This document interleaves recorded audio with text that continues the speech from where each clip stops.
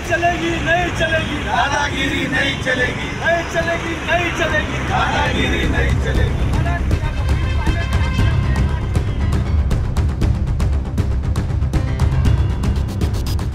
जुन्या नाशिकमधील त्र्यंबक रोडवरील बीडी भालेकर शाळा पाडून त्या जागेवर शासकीय विश्रामगृह उभारण्याचा घाट मनपा प्रशासनाने घातलाय।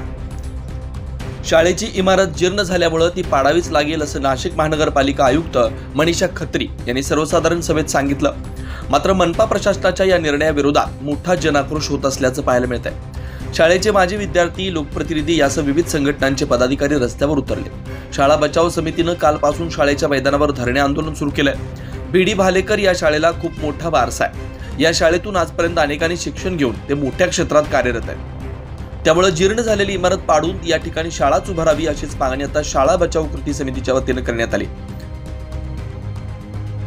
महापालिकेने जो बीडी भालेकर हायस्कूल माध्यमिक शाळा आहे तर ही पाडून या ठिकाणी विश्रामगृह बांधण्याचा जो काही ठराव त्यांनी पारित केलेला आहे आणि ही जी काही शाळा आहे तर ही जी काही मोडीत काढण्याचा प्रयत्न त्यांनी सुरू केलेला आहे तर त्या धोरणाचा आम्ही बीडी भालेकर शाळा बचाव समितीच्या वतीने जाहीर निषेध करतो।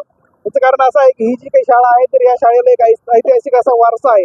ही शाळा बीडी भालेकर यांनी त्यांचे शेंगा विकून ही जी जमीन आहे 1 एकर जमीन ही महापालिकेला नगर परिषदेला त्या कालखंडामध्ये शिक्षणाच्या उद्दिष्टासाठी त्यांनी दान केलेले आहे आणि या शाळेतून हजारो विद्यार्थी हे आज उच्च पदावरती गेलेले आहेत। कुणी प्रशासकीय यंत्रणेमध्ये आहेत तर कुणी लोकप्रतिनिधी म्हणून या महाराष्ट्रामध्ये वेगवेगळ्या ठिकाणी काम करत आहेत आणि ही अशी ऐतिहासिक वारसा असलेली शाळा ती पाडून मध्यवर्ती ठिकाणी असलेली ही जी काही इमारत आहे तर ही इमारत पाडून या ठिकाणी त्यांना आश्रम गेस्ट हाऊस जे काय आहे ते निर्माण करायचं आहे, विश्रामगृह निर्माण करायचं आहे अशा पद्धतीचा प्रस्ताव त्यांनी मांडलेला आहे।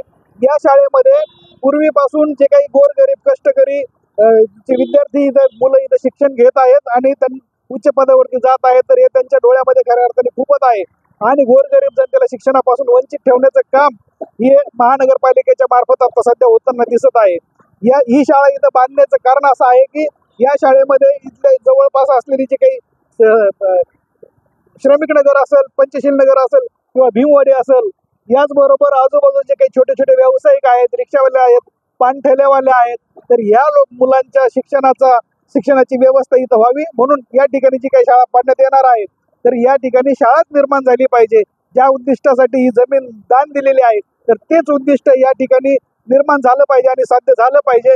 या ठिकाणी शाळा पाडून शाळाचीच निर्मिती झाली पाहिजे अशी एक ठाम भूमिका आम्ही या ठिकाणी घेऊन बीडी भालेकर शाळा बचाव समितीच्या वतीनं जोपर्यंत लेखी आश्वासन आम्हाला मिळत नाही तोपर्यंत बेमुदत असं धरणे आंदोलनास आम्ही इथं बसलेलो आहोत।